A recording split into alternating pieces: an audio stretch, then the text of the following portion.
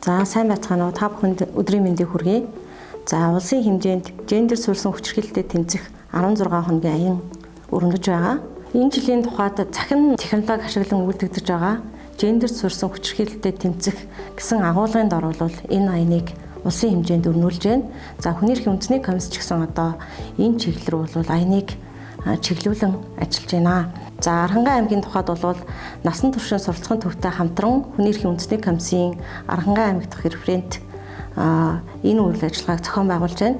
Бид бүхэн аяны хүрээнд гендер суурьсан хүчирхийлэлтэд тэмцэх өрсөн сэргийлэх зорилгоор одоо постеруудыг цуврал хэлбэрээр гаргаж олон нийтэд түгээх мөн энэ чиглэлийн одоо контентыг бэлдэж цахим хүрээнд нийтлэх, олон нийтийг мэдээлэлээр хангах, мөн одоо танхимын сургалтыг зохион байгуулах гэсэн ийм 3 чиглэлийн үйл ажиллагааг бол явуулж байна.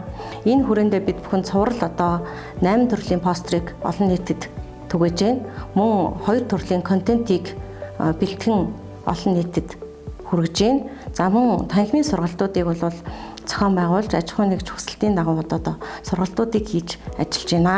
За технологи хөгжихийн хэрээр цахим технологи ашиглаж гендер суурьсан хүчирхийллийн одоо гаралт нэмэгдэх, энэ төрлийн тоо нэмэгдэх байдал бол дэлхийн нийт болоод улсын хэмжээнд мөн Аранхан аймгийн хэмжээнд ч гэсэн харагдаж байна. Сүүлийн жилүүдэд ялангуяа одоо энэ цахим технологи ашиглаж бага насны хүүхдийг зургийг нь зөвшөөрлгүй авах, олон нийтийн сүлжээнд байршуулах, нэр төрд нь халдах, түүнийг заналт хийлэх, айлган сүрдүүлэх ийм одоо гэмт хэрэг бол нэлээдгүй өссөн. Аранхан аймгийн хувьд ч гэсэн цахим орчин дахь гэмт хэргийн тоо бол сүүлийн жилүүдэд бол өссөн хандлагатай харагдаж байна.